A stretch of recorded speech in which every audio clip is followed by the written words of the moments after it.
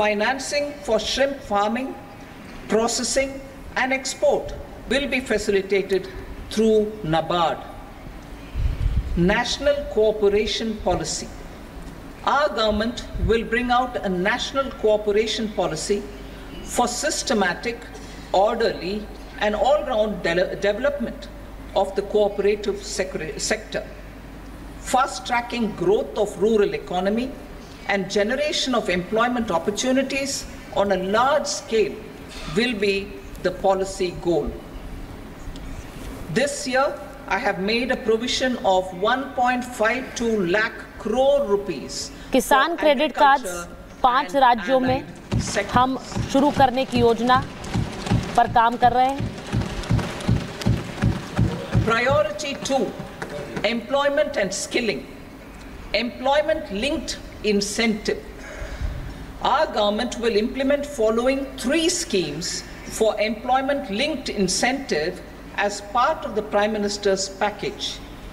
These will be based on enrollment in the EPFO and focus on recognition of first-time employees and support to employees and employers.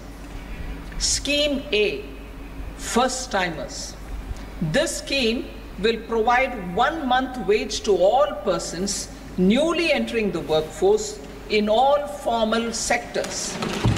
प्राथमिकता सरकार की रोजगार और प्रतिभा बढ़ाने की है. कैसे ईपीएफओ में ज़्यादा से ज़्यादा युवा जुड़े और पहली बार जिन्हें फॉर्मल सेक्टर में रोजगार मिले. As registered in the EPFO will be up to 15,000 rupees. The eligibility limit will be a salary of 1 lakh per month. The scheme is expected to benefit 210 lakh youths.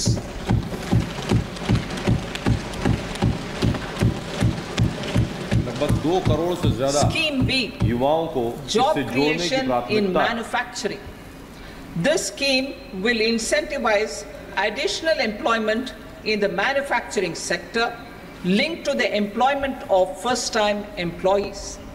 An incentive will be provided at specified scale directly both to the employee and the employer with respect to the EPFO contribution in the first 4 years of employment. The scheme is expected to benefit 30 lakh youth entering employment and their employers.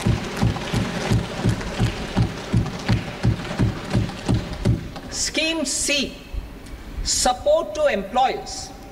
This employer-focused scheme will cover additional employment in all sectors.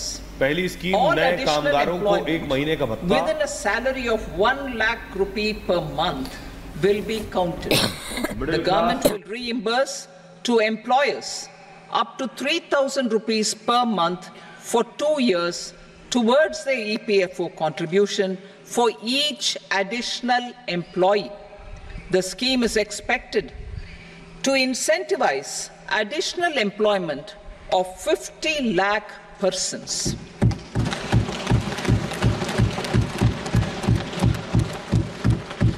Participation of women in the workforce. We will facilitate higher participation of women in the workforce through setting up of working women hostels in collaboration with industry and establishing creches. In addition, the partnership will seek to organize women-specific skilling programs and promotion of market access for women. कैसे skill development और प्रतिभा से जोड़ा जाए. Skilling program. I'm happy to announce a new centrally sponsored scheme. सरकार खुश है नए केंद्रीय योजना का ऐलान करने को लेकर. For skilling in collaboration with state governments and industry. 20 lakh youth will be skilled over a 5-year period. 5 साल में 20 लाख महिलाओं को का स्किल डेवलपमेंट किया जाएगा और राज्य सरकार और इंडस्ट्रीज के साथ मिलकर इसे आगे बढ़ाया जाएगा. Course content and design will be aligned to the skill needs of industry, and new courses will be introduced for emerging needs. Skilling loans.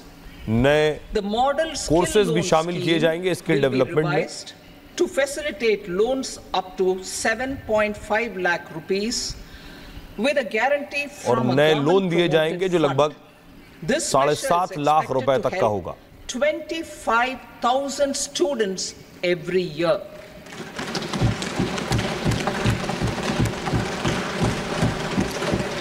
Education loans for helping our youth who have not been eligible for any benefit under government schemes. शिक्षा के लिए loan युवाओं को जो किसी भी सरकारी scheme के लिए योग्य एलिजिबल नहीं हो पाते हैं for higher education in domestic institutions. उच्च शिक्षा के लिए लोन दिया जाए.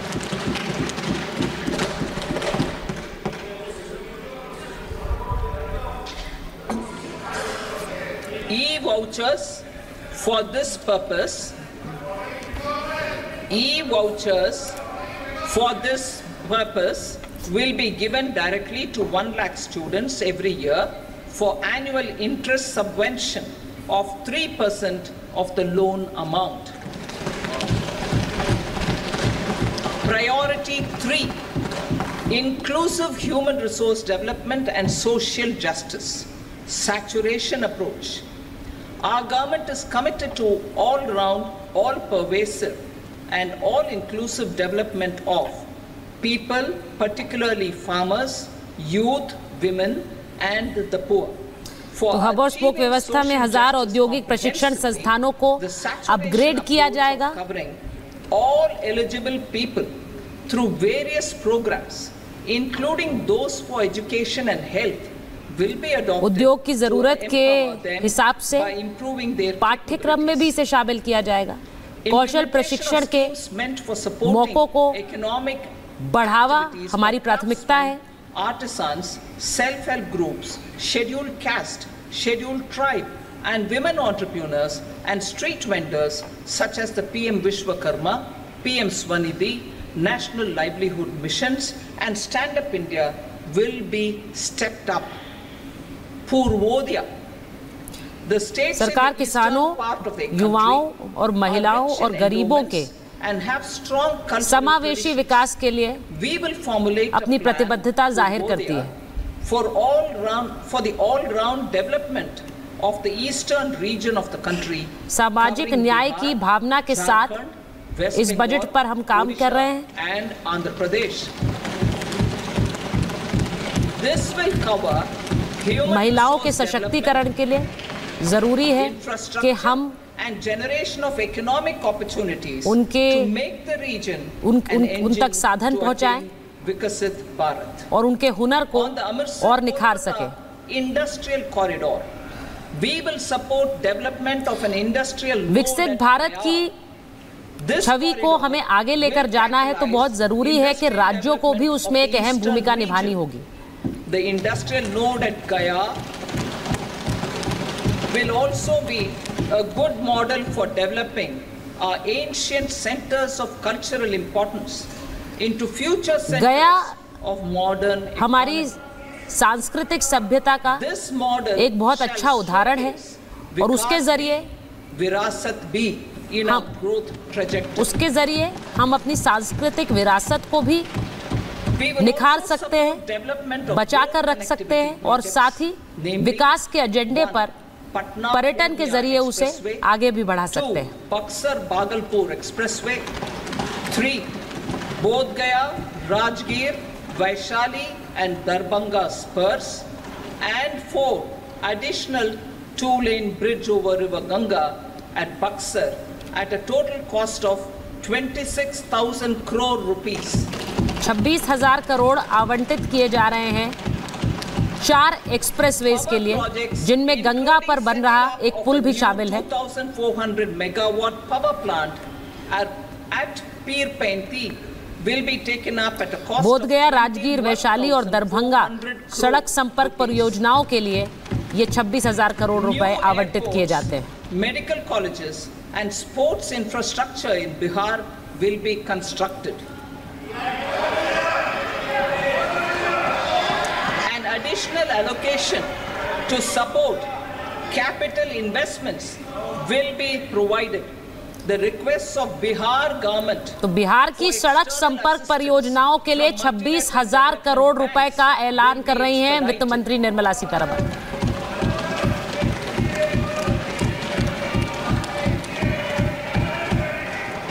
Andhra Pradesh reorganisation act, Andhra Pradesh reorganisation act की बात कर रही है।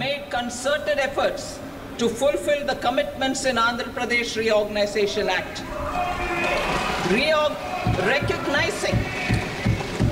Recognizing the state's need for the capital, recognizing the state's need for a capital, we will facilitate special financial support through multilateral development agencies. Andhra Pradesh के लिए एक खास तौर से बजट आवंटित कर रही हूं। आंध्र प्रदेश को राजधानी से जुड़ी हुई जो ज़रूरतें हैं उन्हें पूरी करने के लिए ये रकम आवंटित की जा रही है। आंध्र प्रदेश रीऑर्गेनाइजेशन एक्ट के बाद राजधानी के लिए जो ज़रूरतें राज्य ने महसूस की उन्हें पूरा करने के लिए एक खास रकम की ज़रूरत है। Which is the lifeline for Andhra Pradesh and its